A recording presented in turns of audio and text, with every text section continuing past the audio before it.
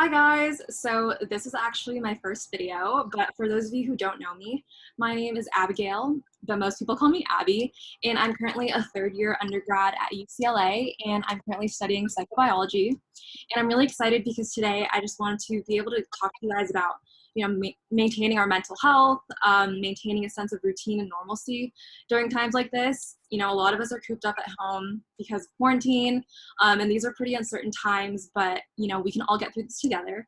And I'm really excited because I have a special guest here with me today, and he's a great mentor of mine, and his name is Dylan Dejan, and he's currently a second-year medical student at the UCLA David Geffen School of Medicine. So thank you for coming and joining me for this chat. So why don't you just briefly introduce yourself?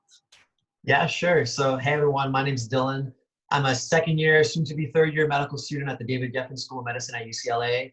I am Abby's mentor through the UCLA Alumni Mentorship program. I'm really passionate about mentorship. I have more than several mentees through the program, and I'm just, super about helping people on their journey, whether it's to med school or some other form of graduate school or just through life in general. So I've really enjoyed the mentorship relationship that we've had thus far. And yeah, super excited to be here. Thank you for sharing. Yeah, Dylan is awesome, for those of you who don't know him. So yeah, first and foremost, how has quarantine been for you so far?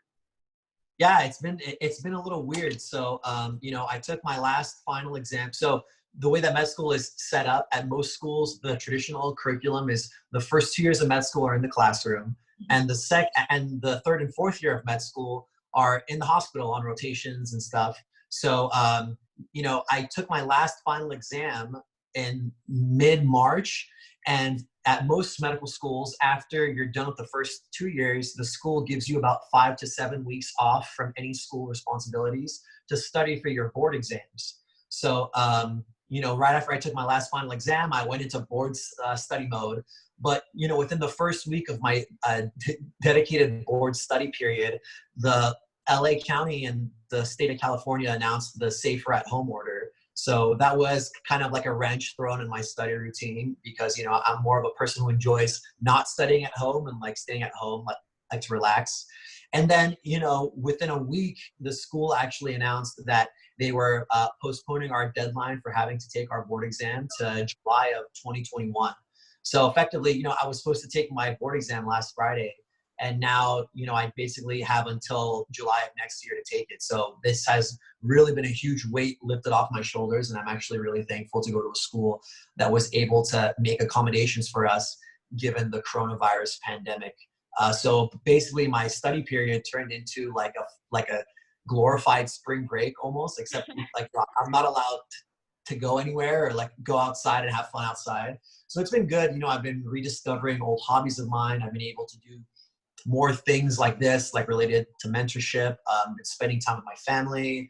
And I've honestly really enjoyed it. I feel like it's a really nice break from, what medical school has been thus far. So I'm actually really enjoying it. I just, I wish I could go to the beach and enjoy and have a cup of coffee at a coffee shop, but it's okay. Yeah. How do you? I honestly could not agree with you more. For me, I personally like to separate my home space and my workspace.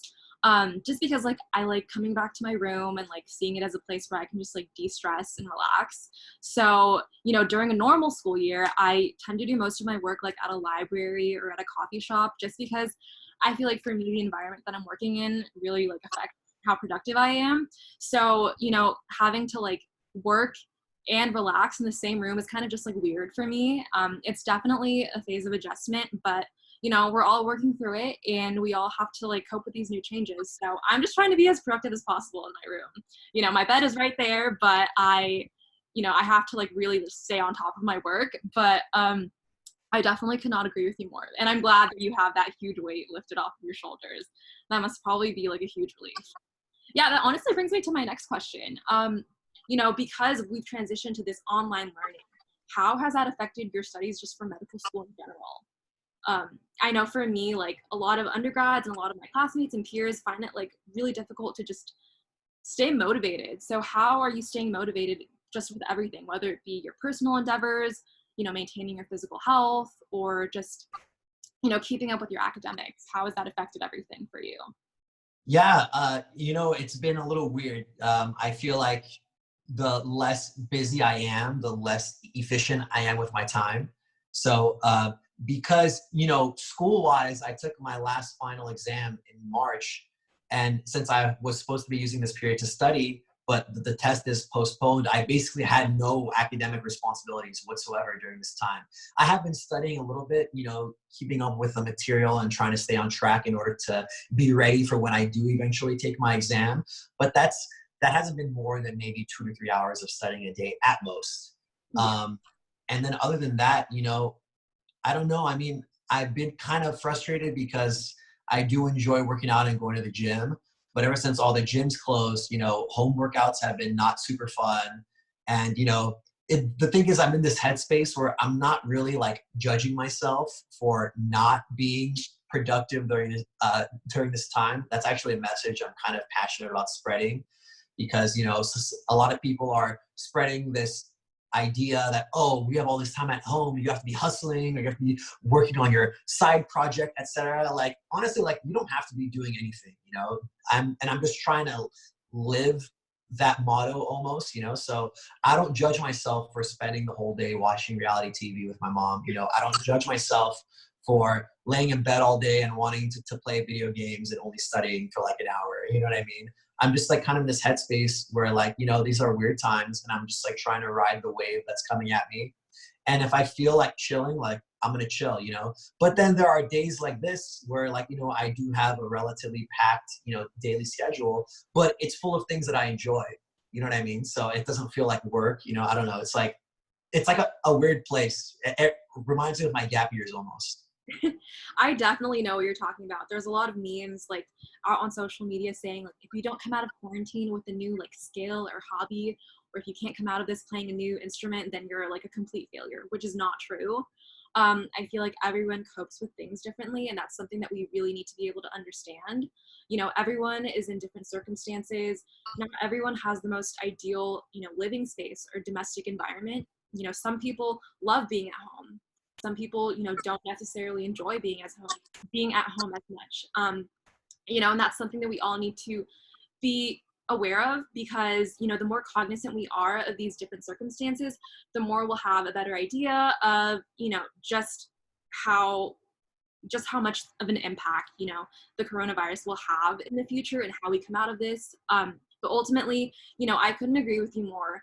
I feel like it's important to just take a step back sometimes, reevaluate what's important to you and really just use this time to, maybe re-explore some new hobbies of yours, and just different interests of yours. So I think that's great. So, now that we're at home and we have to spend most of our time at home, have you found like different ways for you to just like maintain your mental health? Yeah, I mean, that was kind of interesting at first because the gym was a huge component of that. Yeah. And not just like exercise, but like having that physical location to go to exercise. You know what I mean? Yeah. So, but honestly, like I rediscovered my love for video games, and that's been awesome. I brought my Xbox to my apartment in Westwood from home for like the first time ever since med school started, and it's been fun just like replaying old games.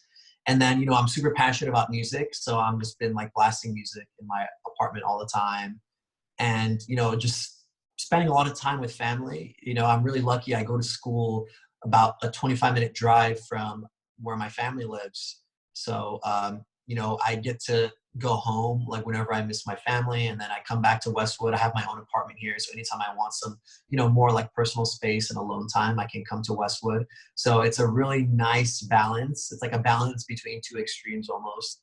But in terms of my mental health, I mean, it's been great. Just you know I think for me, it wouldn't be great unless I constantly emphasized to myself, like, you can't judge yourself for wanting to do the things that you want to do in a particular moment in time. Like going back to what I said earlier, like, I'm just trying to enjoy every moment. So Yeah, awesome. I mean, digging deeper into this topic of mental health, given that I am an undergrad right now, I kind of just want to like reflect on how, this discussion of mental health has evolved throughout the years, because I feel like back when I was in high school a few years ago, a lot of people really were just uncomfortable about talking about their mental health and just like their struggles and anything of that nature. And I feel like the topic of mental illness was just like shoved under a rug.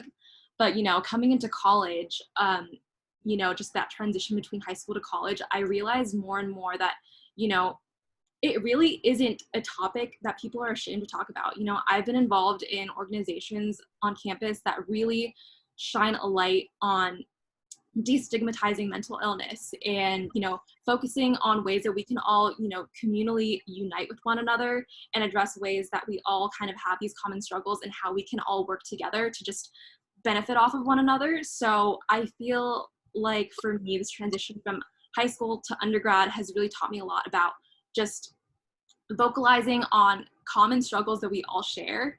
And I wanted to ask you, how have you seen transitions in your own mental health from the time that you were in high school, from the time that you were in undergrad, and until now that you're a med school student? You know, a lot of people have this presumption that med school is like extremely stressful, no matter how rewarding it may be. But, you know, a lot of people out there can only imagine how stressful and how demanding the rigor of med school might be. So how's your mental health and the way that you see your own mental health evolve throughout the past few years? Yeah, no, that's a really interesting question. You know, for me, you know, growing up and, you know, even up until college, up until I started med school, except for, you know, a tough time I had in my freshman year of college. But other than that, you know, it's weird. I always had like this overwhelming feeling in my life, almost like this like aura or vibe in my life, like no matter what, like things are gonna be okay. You know what I mean? Yeah. And when med school started, I don't know what happened, but there was a point where like that aura kind of left, you know? And it's weird because one would think like, oh, like once you're in med school, you've made it. And honestly, it's true. You know, once you're in med school, like for the most part, like you're on that assembly line to become a physician, you know? And yeah, there's going to be tough points, but like, I feel like the hardest part in terms of like having to jump through hoops is definitely getting into med school because, you know, once you're in school, the school tends to be very supportive in helping you grow and succeed academically. But yeah, that aura kind of left when I was like when med school started, and it wasn't all of a sudden. But you know, I think the reason why it left is because once you start med school, there's this other feeling that's like, oh my gosh, like this is it. Like I'm here. Like now is the time to like, you know, full steam ahead. Let's go ham. You know what I mean? And when you're surrounded by people who are also experiencing a similar thing, you know, the aura of the whole group changes to kind of revolve around that almost, you know. So something that I've been lucky to realize for myself is that, you know, I have to do things that I enjoy, you know. In med school, you know, just like being a pre-med, it can feel like, I don't know if rat race is the right word, but it can feel like you're just like striving for like this goal of like maybe, oh, I want to land, you know, a residency in a competitive specialty, or oh, I want to do super well on my board exam, or oh, I have to do well on this test, blah blah blah. But you know, for me, I'm really trying to make every aspect of my existence revolve around things that I'm passionate about. You know, and it's easier said than done. You know, but for example, like being comfortable with saying no to things, saying no to an opportunity that may sound cool, but may be associated with a lot of work that you're not super passionate about. Or, you know, taking a step back from certain things that you used to be involved in.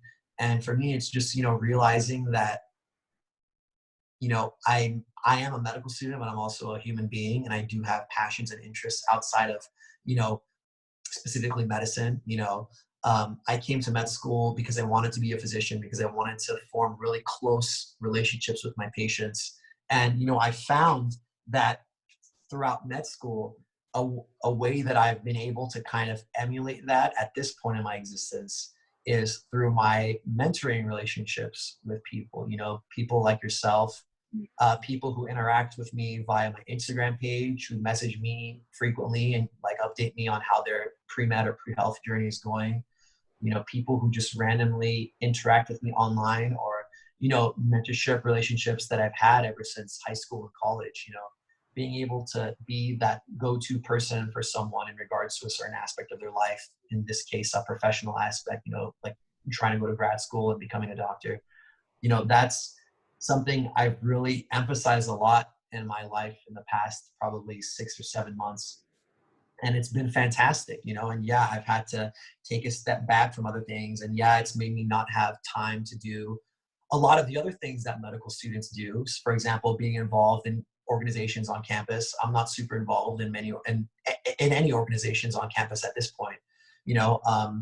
I did invest a lot of time in doing research in my first year of medical school. And now that I'm nearing the end of my set and the end of my set of my set of my second year, I'm not doing anything research related now.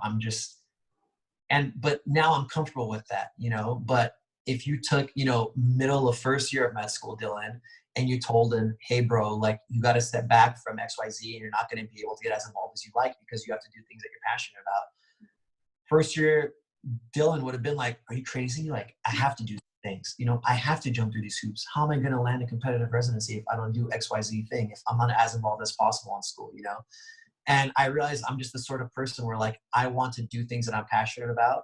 And when I force myself to not do those things, that's when the anxiety builds up. That's when my mental health goes down the drain, because I used this analogy with you earlier. It's like trying to like fit a square peg into a round hole, I'm the type of person where like, that's just not going to do good things for me, So to summarize it, it did get not very good in my mental health, within the first 2 years of school, but it's at its greatest it's ever been now, because I've basically allowed myself to just do whatever I'm passionate about, So sorry, that was like a long-winded answer, but Oh, that's so great to hear, because that honestly, things that you said earlier in that answer kind of just resonated with me. I feel like, it's important for people to recognize that sometimes biting off more than you can chew can just like hurt you in the end, to a certain extent.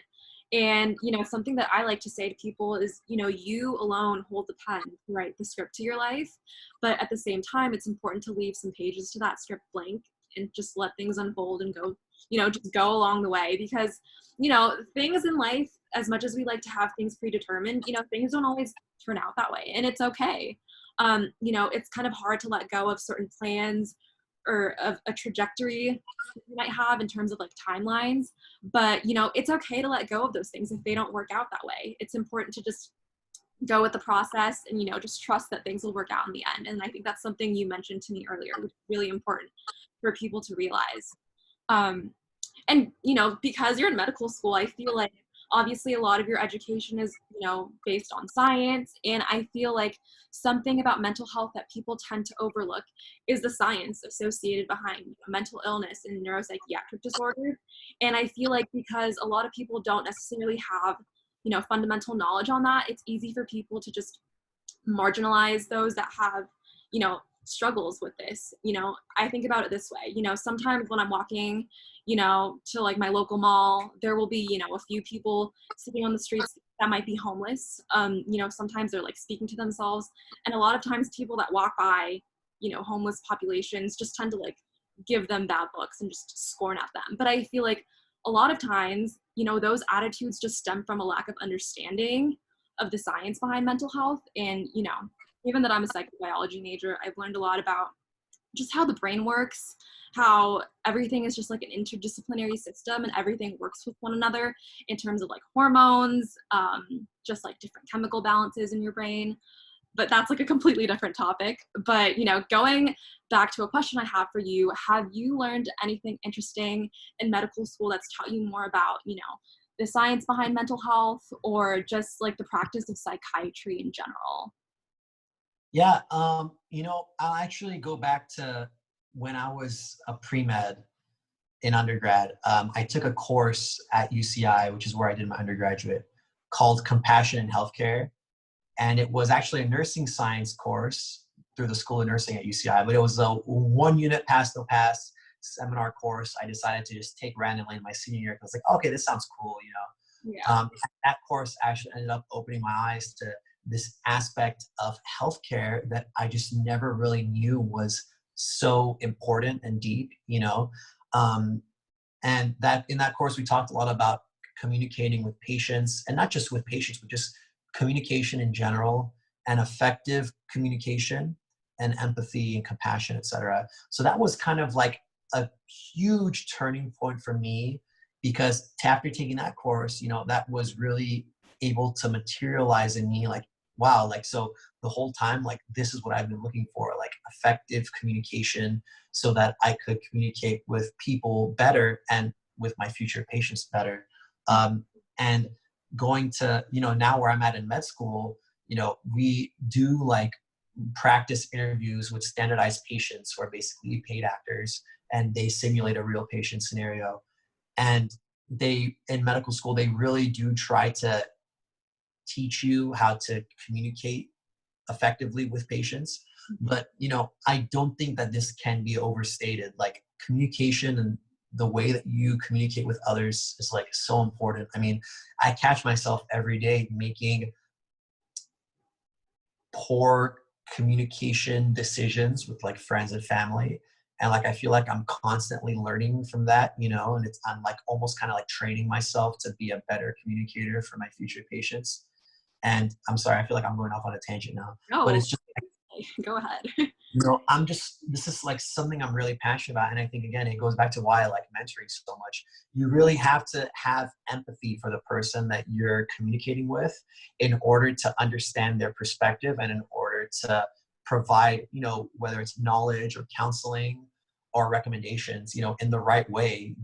Your delivery has to be contextual to that individual's circumstances and perspective, so that you could deliver the best possible care. You know what I mean? So I don't know, it's been great. I mean, again, this whole experience of like being in med school and taking that class at UCI just has even reinforced even more the fact that I really just want to have genuinely strong relationships with my patients forward. I think that's extremely important because no matter what profession you decide to pursue, whether it be medicine or business or technology, I feel like it's important to, as a leader, be versatile in the way that you communicate to people because, it's important to be cognizant of who your audience is. A lot of times, I'm just thinking of this one example. Physicians, for example, if they're explaining something, if they're explaining a condition to a patient, let's say, and a patient let's say this patient may not have had, the highest educational attainment. Maybe they only went to school for a few years. I feel like a lot of times communication gets lost and messages get lost in translation, whether it be due to like scientific jargon or just, language barriers. It's important to Mhm. learn the language you employ because, you need to be aware of who your audiences are and, think about the ways that you want to effectively convey your message to them, whether it be adjusting the vocabulary you use, using more body language. I feel like that's really important. So the way that I love that you brought that up. So that's great. Yeah, just to like go off of that topic, while you've been in med school so far, have you learned anything or what is your stance on the healthcare disparities between the administration of treatment with for people that have mental illnesses compared to those that have physical ailments? I feel like a lot of times there's a lot of discrimination, like how much treatment is provided, insurance coverage. I mean, there's so many logistics that are involved, and I feel like a lot of times physical ailments are held to a higher regard than mental illnesses are, and I feel like that's a prominent issue that we have in society, that mental illness is just overlooked. So how do you feel about that? Yeah, I mean, you know what? I haven't really been exposed to the clinical parts of medical school that in depth yet. So I don't really think I have a well-informed perspective on that issue. But I do think that what you said in regards to, there's more, I guess, empathy for people with physical ailments than mental ailments. I think it's definitely true based on, my perceptions right now. Yeah. Something that I've learned, I think in one of my classes, I don't really remember what class, but someone posed this question to us, and I think it's important for everyone to just reflect on this. Let's say you're sitting in like a lecture hall or a classroom, and someone comes and sits next to you, and they're in crutches. They just like broke their ankle or something like that. And then let's switch up the scenario. Let's say someone sat next to you and then someone whispers in your ear, like your other side, that person just got, discharged from a psychiatric hospital. How differently would you look at that person? I feel like the perception would be completely different. And, a lot of people might respond and say that they're a little bit, afraid, or they feel uneasy sitting next to that person or the latter person. So I feel like that's just something for people to think about, just because we have our own inherent biases, whether or not we want to admit it or not. But yeah, that's just something I wanted to point out, just because, we may not be aware of how we feel, but a lot of times our biases are, just informed by what we've learned in school or what we may not have learned. So I feel like that's important to touch base upon. Yeah, no, definitely. I mean, like, culture and society influence so much of our subconscious that, certain implicit biases develop as a result. That's one of the things that we talked about both in that compassion in healthcare course that I took at UCI, and that we talk about constantly in medical school, is implicit bias and being aware of your own implicit biases. And so much of that is a result of, society and culture.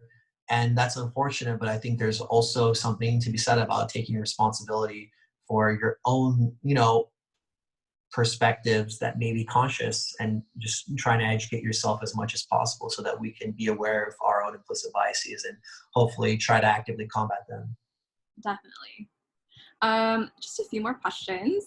Yeah. Um, so, we know that hindsight is 2020. If we could go back in time, I'm sure we could all name like a long list of things that we'd like to change. But, if you could visit yourself from 5 years ago from now, what advice would you give to yourself? Whether it be about like mental health or just, maintaining a balance between your personal life and professional life, like any advice, what Yeah. would you give?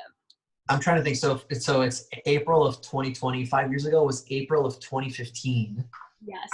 That's like the end of my junior year of college. I'm trying to think. Yeah, I mean, that was a super busy time for me, but back then, it's weird. My third and especially fourth year of undergrad, I was like insanely busy. I was involved in like so many different things, and I'm not trying to like brag or be cocky or whatever. But I look back and like I don't remember feeling stressed or like worn out at all. And I think that's for a few reasons. One, I was surrounded by a lot of awesome people in my life in Irvine. And two, like the things I was involved in, I was just passionate about them, like um, I loved everything that I was involved in, So if I would go back and tell, end of junior year Dylan, like, what to do, I would just be like, man, just continue, just don't forget, you just always have to do what you're passionate about. You know what I mean? That's what I would say, and I think I did a pretty okay job of that, but I think maybe if I reminded myself 5 years ago to just remember that, it probably would have served me a little better in the following years. But again, I have very few regrets. I had, I'm really thankful. I had an amazing undergraduate experience. I took two gap years and I had a wonderful time. And, what I would say to my 5 year prior self would just be, dude, just keep doing what you're passionate about and don't ever forget that. That's awesome. Thank you. Yeah, I was like trying to reflect while you were talking. And I think 5 years ago, if we're talking about April 2015, I believe I was in my sophomore year of high school. So I was on a completely different path at the time than you were. But yeah, everyone says, at least back in my high school days, everyone says that junior year was the hardest year of high school. Yeah. I think I was like prepping for that, but I was just like taking it easy. I don't know. At this point, high school is just like a far memory. But I definitely could not agree with you more. I was involved in a lot in high school that, I was extremely passionate about. And then I think, fast forward a year from that like 5 year period, I started this website. So that's something that I'm like really excited to be, adding more content to right now. So thank you for your answer. Just another question. One last question to everyone that's watching this. What advice would you give to people that are, currently struggling with just staying at home, feel like cabin fever, just are feeling like really cooped up and don't really know how to maintain a balance in their lives. So what advice could you give to them, whether it be, from a mentor perspective, a med student perspective, or just a human perspective for that matter? Yeah, I think I could say a few things. One, I would say, first and foremost, don't judge yourself for wanting to do the things that you're catching yourself doing, right? Like, you may want to spend the whole day watching TV with family, and like, that's totally fine. You may spend the whole day wanting to, exercise at home, and that's totally fine. You may spend the whole day just in your room scrolling through social media. That's totally fine. So I think the first thing is, like, don't judge yourself for spending your time in whatever way you choose to do. The other thing is, like, if you do want to do something productive with your time, I think an excellent thing to do is, I actually just made a post about this on my Instagram a few hours ago, but just pay attention to the things that you're doing in your free time and really double down on that, and really see if you can maybe build something out of that. For example, if you're a pre-med or pre-health student and you love, I don't know, let's say you love basketball, and you find yourself consuming a lot of content online about basketball, start your own basketball YouTube commentary thing. Start your own basketball podcast. If you love, I don't know, I'm just like trying to think of, if you love like Lord of the Rings, and you're just rewatching all the Lord of the Rings, start your own like Lord of the Rings podcast. Like, I don't know, like I think an easy way to turn something you love into some sort of activity is to just start making content that revolves around that thing that you love. So that's a really awesome thing you can do, because one, you build something that is meaningful to you because it revolves around something that you love. And the other thing is, like, it may explode into something you never even thought possible. I mean, all the biggest DJs, rappers, media personalities, actors, singers, they all started out like people like us who just had an interest in something and explored it, and it ended up exploding into something super amazing for them. And you don't know what that thing is unless you try it. So that's another thing I would say. And then, I guess, like, from like a pre-med or pre-health, mentor perspective, like, there's things you definitely can be doing to move forward during this time. Like, I made a video on Instagram a few days ago about studying for the MCAT. Like, when you don't know when your MCAT test date is, you could be doing that. But the thing is, you don't have to, just do whatever you feel like doing. You know what I mean? And just, I don't know, it's a good time to just get self-aware and know yourself better, and just explore your hobbies and your interests. And yeah, so that's my long tangent, tangential answer to your question. Yeah, definitely. Something I want to just add on to that really quickly is, in the media, everyone is using this term of social distancing, but, I feel like physical distancing is probably a better term to use. Just because we can't necessarily hang out with our friends and our families in person, I feel like, it's important to know that you can still remain connected to them in one way or another. I'm hopping on a Zoom call right now with Dylan, and I could easily like pick up the phone and call, some friends of mine, or just shoot them a text, just, check in on them. It's important to stay connected with one another, whether or not you're with them in person. Hopefully sooner than later, this whole situation will all calm down a bit and we'll get to hang out with our loved ones soon. But, just hang in there for right now, because everything will be okay. And if you ever need some kind of support, there's so many different outlets there for you, whether it be my platform or Dylan's platform, or just, a bunch of different areas out there. There's so many resources available at your disposal. And, I highly encourage you to take advantage of them. So yeah, I mean, that's all that I really have for now. But if you have any other questions, I highly encourage you to check out Dylan's Instagram page. It's at MedSchoolDylan. Dylan is spelled with a Dillon. And check out his podcast too. He has some great content on there. If you're pre-med, pre-health, or just, want to hear about like life, go give it a listen. So yeah, do you have anything else you want to add? Yeah, no, thank you for the shout out. I mean, I just want to add, like, I respond to everyone's messages. So if you have any questions about your, like, you know, where you're at with your student journey or pre-med or pre-health journey, and you need some advice or want someone else's perspective, I'd love to help you out. The podcast is the Dylan DeJam Mentorship Podcast. It's on Spotify, iTunes, and other places where podcasts can be found. You can also hit me up on any other platform, LinkedIn, Facebook, TikTok. You know, I've been trying to make more TikToks now, so that's been fun. Yeah, I'd love to hear from you. And, you know, if you enjoyed this video, you know, I'd love to hear your thoughts. And I'm sure Abby would also love to hear your thoughts. Yeah, I need to get on TikTok. I don't have an account, but I see all these funny videos, so I feel like I should get on that. But yeah, thank you so much for joining me. You know, like Dylan said, don't hesitate to reach out to any of us or either of us if you have questions. We're always more than willing to help. And I hope you guys enjoyed this video. And I'm really excited to put more content on here soon. So I will talk to you guys soon. Thank you for watching. Bye.